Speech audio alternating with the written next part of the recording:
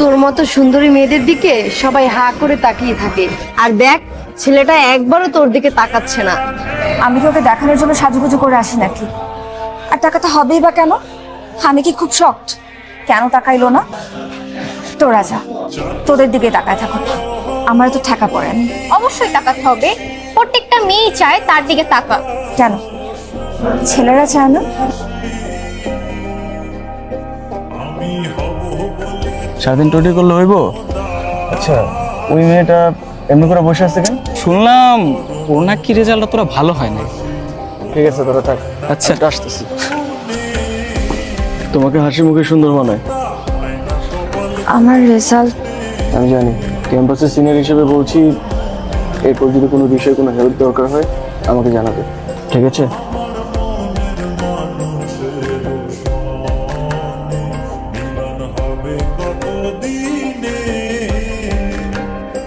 শুনলাম তাকে সত্যি এই ছেলের সাথে তোমার সম্পর্ক কি? সম্পর্ক আছে কে বললো? বাড়ি ফিরতেছিলাম, নিজের বাইক দিয়ে নামাই দিচ্ছে।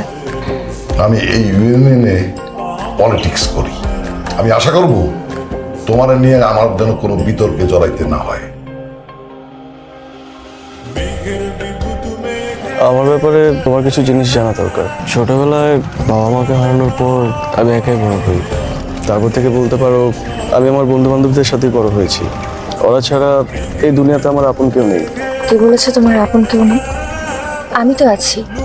আমি বুঝলাম না। তোমার বন্ধুরা যদি তোমার আপনজন হতে পারে, তোমার পরিবারের সদস্য হতে পারে, তাহলে তোমার ছোট্ট দুনিয়ার একজন সদস্য কি আমি হতে পারিনি? তুমি কি সারা জীবন আমার সাথে থাকবে? কখনো কিন্তু ছেড়ে যেতে পারবো না। ঠিক আছে, কিন্তু আমার সাথে কিন্তু অনেক অপ্রয়োজনীয় কথা বলতে হবে। তাই আমি এমনিতে অনেক অপ্রয়োজনীয় কথা বলি।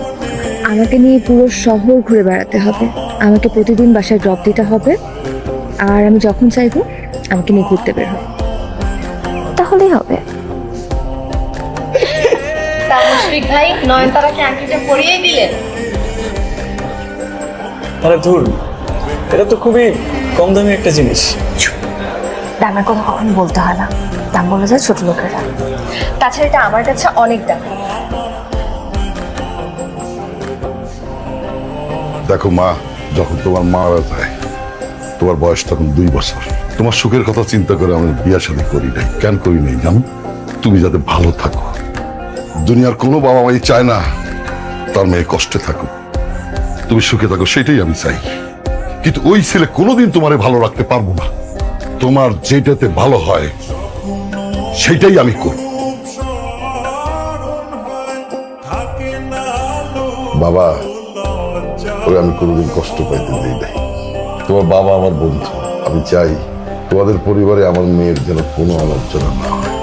আরে বন্ধু, তুই তোর মেয়ে নিয়ে এত চিন্তা কেন করছিস? হ্যাঁ, তোর মেয়ে এতদিন তোর ঘর আলো করেছিল, এখন থেকে আমার ঘর আলো করবে।